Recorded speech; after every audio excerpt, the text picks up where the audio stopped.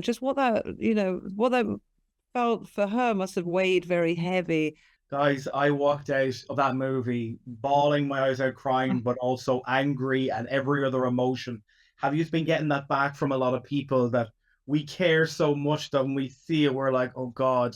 Yeah, I mean, to be fair, we've hardly done any screenings. We've really sort of tried to hold it back. So really the biggest and only screening I've been at is we did one for the cast and crew, everyone who worked on the film, and a few friends. And yes, that was quite heavily the reaction from a lot of people, a lot of tears, a lot of people wanting to go home and listen to the music, which is amazing. And yeah, and a lot of emotions and feelings around some of the things we tackle in the film. Marisa, when was there a time in the movie that you looked at the mirror and you went, oh God, like this is it, like I'm Amy?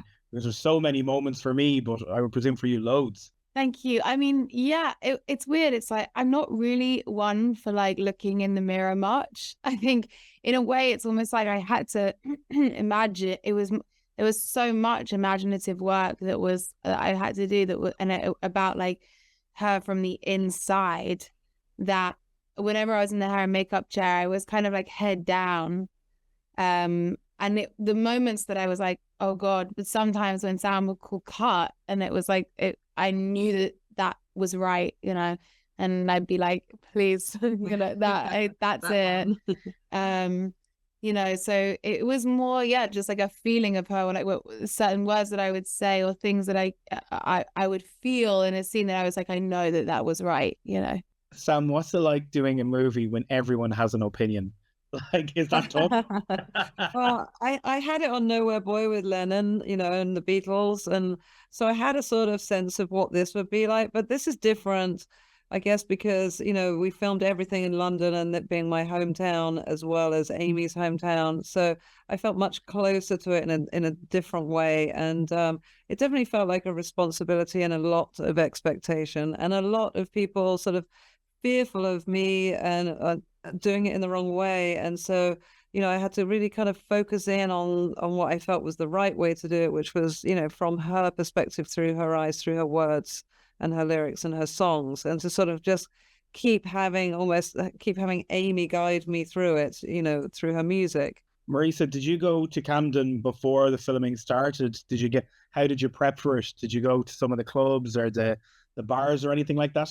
I did, yeah. I actually moved to Camden for the filming and for the preparation, and I did, and it was amazing because obviously that there were those 4 months of preparation, no one knew that I was making this movie, so I could go to the Good Mixer in the Dublin Castle and the Hawley Arms and like just sit there and overhear and listen to people, and like also it's different if you're going on like a Saturday night to the Dublin Castle, or if you're going on like a Wednesday afternoon to the Good Mixer and you're like watching people play pool and thinking to yourself like, wow, like Amy was just like here with these people playing pool, and like that, it just like really soaking in what it would have meant to be just in that space at that time was definitely important. And I think people are going to be so shocked about the media, but a certain type of media that went after her and hounded her constantly. I randomly went to London with my mum the day after she'd passed, and we were staying in Camden, and my mum was like, will we walk up and leave a flower? And even at that stage, there was still tons of media outside.